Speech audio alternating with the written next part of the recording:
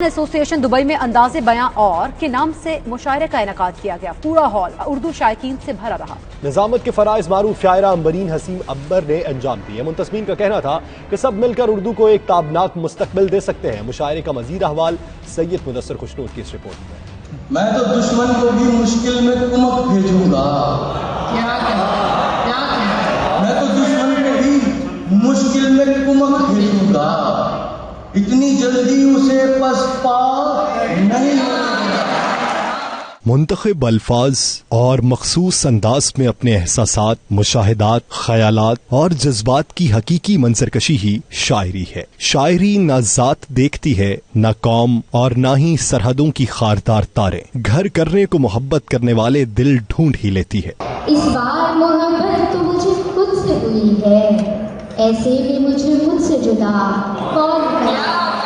You اے میں مقیم ادبی شخصیت ریحان صدیقی اور شازیہ کدوائی نے پاکستان ایسوسی ایشن دبئی میں منعقدہ ایک یادگار عظیم الشان مشاعرے کا انعقاد کیا جو اپنی مثال آپ ہے۔ نظامت کے فرائض امبرین حسین امبر نے جداگانہ انداز میں نہایت خوش اسلوبی سے سر انجام دیے۔ منتخب اشعار اور ہلکے پھلکے چٹکلوں سے سامعین کی محفل میں دلچسپی کو اختتام تک برقرار رکھا کہ سبھی ان کے مداح ہوئے۔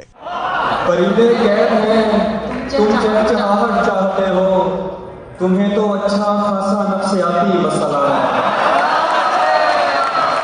مشاعرے کے باقاعدہ آغاز کے بعد شاعر عامر امیر اور علی زریون نے اپنا اپنا کلام سامعین کی نظر کیا تو سامعین داد دیے بغیر نہ رہ سکے، بلکہ یوں کہا جائے تو بیجا نہ ہوگا کہ ان دونوں نے مشاعرہ لوٹ لیا۔ پاکستان کے معروف شاعر وسیع شاہ اس مشاعرے کا خصوصی طور پر حصہ بنے اور اپنا ہر دل عزیز کلام سنا کر محفل کو چار چاند لگا دیے۔ عائشہ شیخ عاشی، عمیر نجمی، عمار اقبال، جواد شیخ، تہذیب حافی اور رحمان فارس نے اپنے اپنے مخصوص انداز میں کلام پیش کر کے سٹیج کو آگ لگا دی۔ پورا ہال تالیوں سے گونج اٹھا۔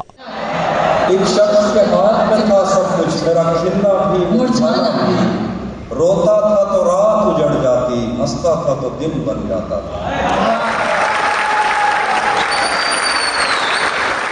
محفل میں پاکستان کی سابق حکومتی شخصیت حیدر عباس رضوی بھی موجود تھے جو شعراء کے کلام سے محظوظ ہوتے دکھائی دیے۔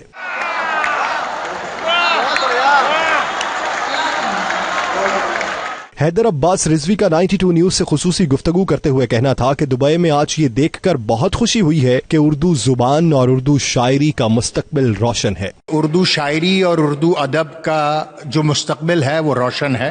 جو نوجوان شاعر سامنے آ رہے ہیں ان کے لہجے توانا ہیں، اردو زبان پر ان کی گرفت انتہائی مضبوط ہے۔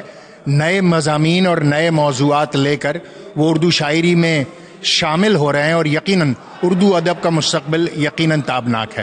مشاعرے کی آرگنائزر شازیہ کدوائی کا کہنا تھا کہ مشاعرے میں سب نوجوان شعراء ہیں۔ جدید شاعری کے حوالے سے رسپانس بہت اچھا مل رہا ہے۔ رسپانس بہت اچھا ہے کیونکہ خاص طور سے سب نئے شعراء ہیں اور سب جدید شاعری کی بات ہو رہی ہے۔ یہاں پہ سب نے مل کے جو نوجوان شاعروں نے ایک ماحول بنایا ہے، یہ پہلی بار کبھی اس طرح سے دبئی میں ہوا ہی نہیں ہے۔